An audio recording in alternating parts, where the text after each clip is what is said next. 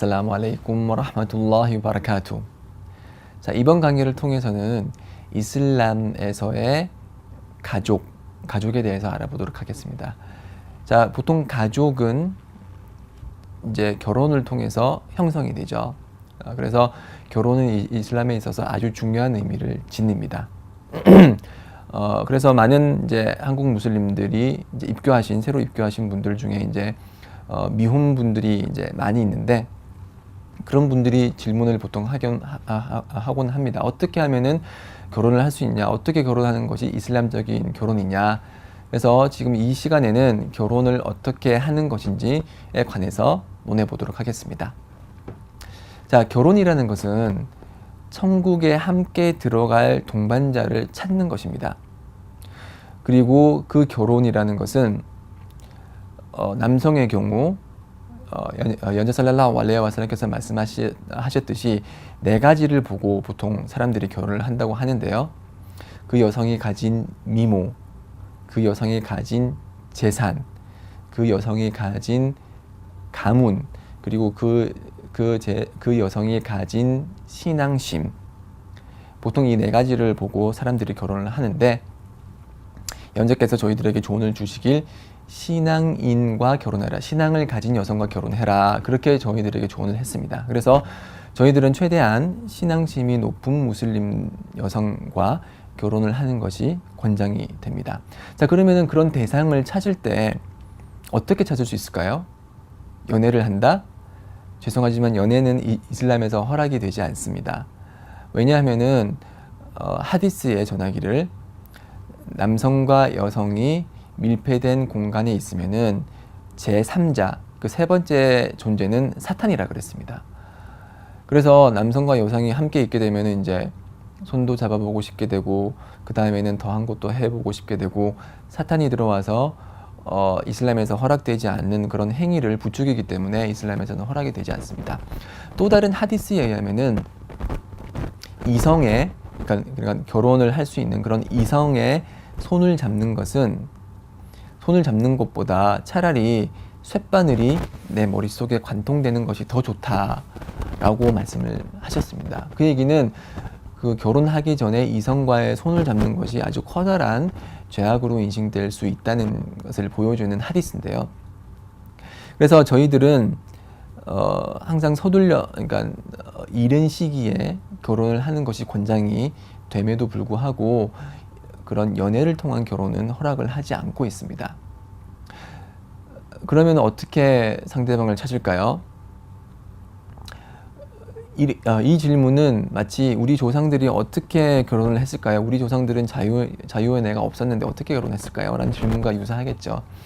이슬람에서는 그 배우자를 찾을 때 굳이 그 배우자와 깊은 관계를 맺고 같이 살아보고 데이트를 해봐야지만이 그 사람에 대해서 알 수 있다고 보진 않습니다. 그 사람의 성품과 됨됨이는 주위 사람들의 평가, 그리고 이제 부모님이 어떠한 사고 방식을 가지고 어떠한 식으로 그런 아들, 딸들을 키웠는지, 그런 여러 가지 사회적인 상황을 판단을 해서 그 사람이 어떤 사람인지 이제 판단을 할 수 있는 것입니다. 그래서 이런 배우자를 찾기 위해서 어떤 무슬림들은 예를 들어서 페이스북에 들어가서 자기 자신을 홍보를 해요.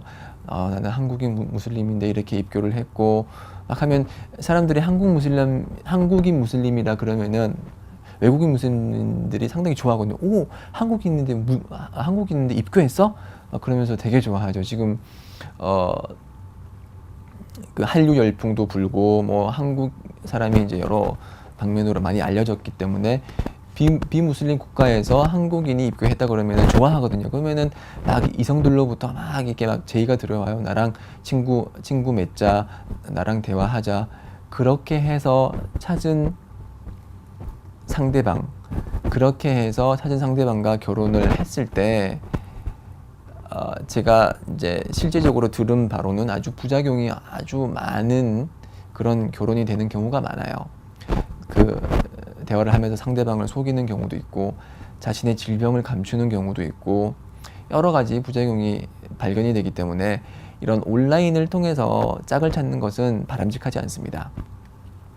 바람직한 방식은 자신이 잘 알고 있는 신앙심이 좋은 그런 무슬리마로부터 자신이 결혼하고 싶으니까 도와달라, 짝을 찾는데 도와달라라고 해서 이제 이미 기혼자 남녀가 이제 그를 위해서 짝을 찾아보는 방법도 있겠고요. 아니면은 성혼을 통해서, 성혼이 이제 네트워크가 잘 갖춰져 있기 때문에 이제 결혼하고 싶어 하는 남녀들에 대한 그런 정보가 있기 때문에 성혼의 임함을 통해서 그런 이제 짝을 찾는 노력을 하시면 될 것입니다. 그렇지만 연애를 통해서라든지 아니면 인터넷을 통해서 짝을 찾는 그런 행위는 바람직하지 않습니다. 그리고 상당히 위험한 요소를 많이 내포하고 있는 방식이기 때문에 그러한 방식은 피하는 것이 좋겠습니다. 자, 그러면은 이렇게 이성을 찾았을 때 정말 내가 결혼하고 싶은 이성을 찾았다. 그러면 어떻게 청혼을 할까요? 남성은 여성의 보호자, 아랍어로는 왈리라고 하죠. 여성의 보호자에게 청혼을 신청을 합니다. 그래서 여성의 왈리는 보통은 아버지죠.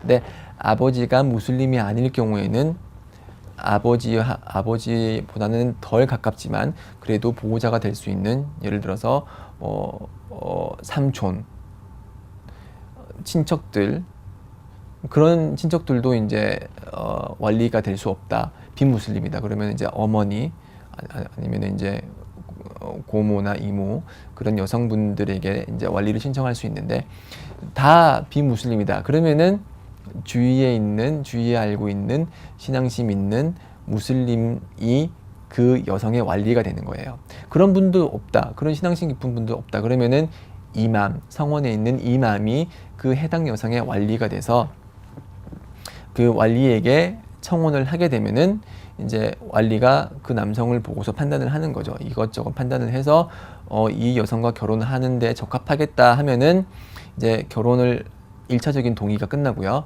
2차적인 동의는 여성 자신의 동의입니다.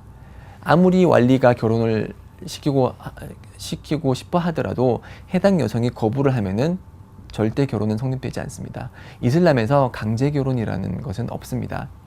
여성의 동의가 없는 한 그것은 강제 결혼이고, 강제 결혼은 이슬람에서 허락되지 않습니다. 자, 그렇게 여성이 이제 그 해당 남성과 결혼을 하는 것이 좋겠다라고 하면은 그때 이제 그 두 쌍방은 결혼 절차를 밟게 되는 것이죠. 반대의 경우로 이제 지금 경우는 이제 남성이 여성에게 청혼을 하는 경우고, 여성이 남성에게 청혼을 할 수도 있겠죠, 그렇죠? 여성이 남성에게 청혼을 할 때는 여성이 직접 하는 것보다는 여성의 왈리, 이제 보호자가 남성에게 가서 내 딸이 이렇게 있으니 지금 결혼 정년기에 도달했고 무슬림이고 이렇게 하니 내 딸과 결혼하는 게 어떻겠느냐라고 제안을 하는 것입니다. 그래서 남성이 오케이 결혼하겠다라고 하면은 그때 이제 쌍방의 동의가 있기 때문에 결혼할 수 있는 기본 조건을 갖춘 것입니다.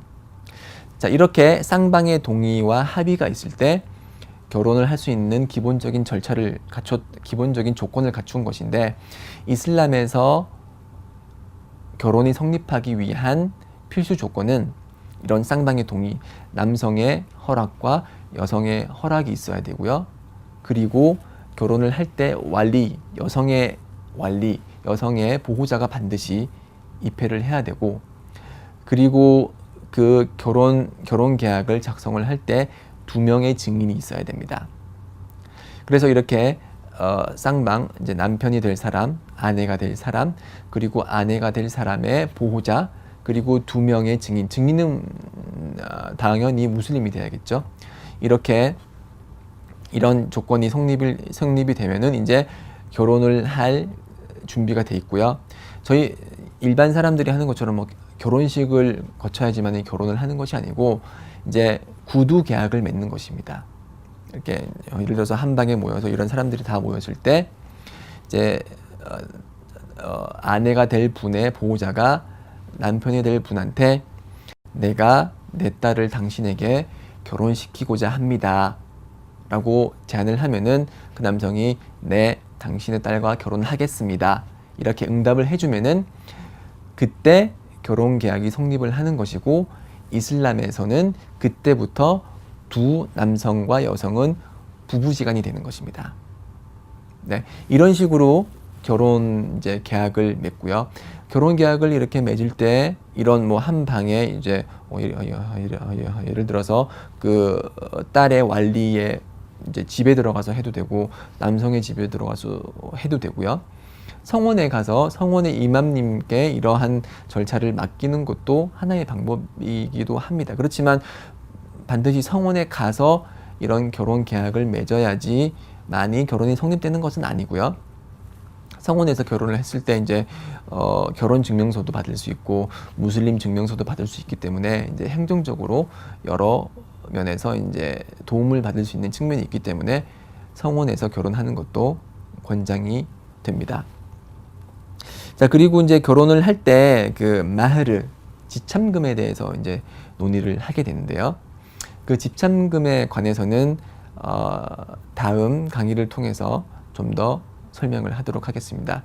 결혼 중요한 문제죠. 결혼 어떻게 하느냐 중요한 문제입니다. 그렇기 때문에 다음 강의 또 계속해서 저와 함께 이런 결혼에 대해서 알아보는데 강의를 계속 들어주시기 바랍니다. 다음 강의 때 뵙도록 하겠습니다.